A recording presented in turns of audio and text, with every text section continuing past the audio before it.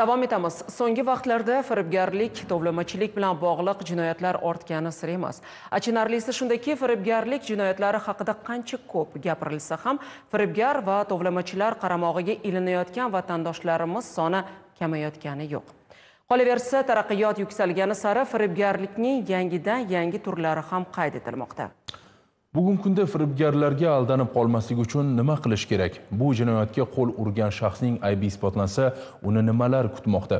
Unga qanday jazo muqarrar? Talabalarni ogohlikka chorlash maqsadida Toshkent davlat o'zbek tili va adabiyoti universitetida jinoyat ishlari bo'yicha Yakkasaroy tumani sudining sayyor sud majlisi o'tkazildi. Unda 2 nafar sudlanuvchining qilmishiga huquqiy baho berildi. Yordam niqobi ostidagi firibgarlik: aldanganlarning biri uyli, biri esa arzon bahoga zamonaviy mashinali bo'lmoqchi edi. Qachonki va'dalar aldov ekanini bilgunlaricha. Uy olib biznes qilmoqchi bo'lganmiz. Uy o'xshamagandan keyin u pullarni o'z ehtiyojimizga ishlatib olganman.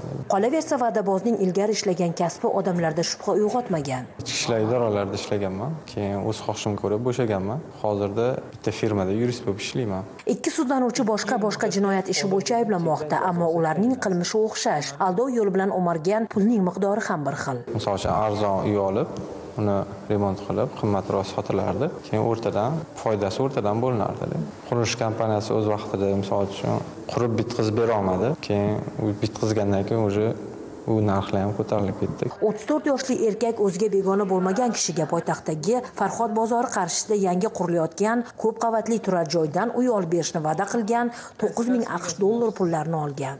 Marhamat, o'rningizdan tura oling. Uyli bo'lish orzusida yiqqan terganini unga bergan tanishi pulni ham, uyni ham ola olmagach, organga firibgarligi haqida xabar bergan. Jazo masalasi yengillik.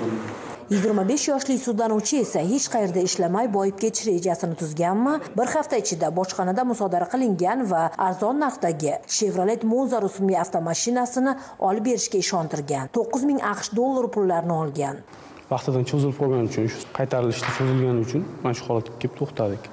Lekin qaytarilganda ham uni oqlab, foizi bilan o'zini qoniqtiradigan darajada qaytarildi u pul. Suddan yengillik so'rayotgan ikkinchi sudlanuvchi avval ham xuddi shu modda bilan 2 marta sudlanib, ozodligi cheklangan. O'rgangan ko'ngil o'rtansa qo'ymas deganlardek, oson pul topishning xumori tutganmi? Bu gal o'z do'stini nishonga oldi. Jinoyat ishlari bo'yicha Yakkasaroy tuman sudi sudyasi Azimjon Hakimov har 2 sudlanuvchilarning aldoviga huquqiy baho berdi.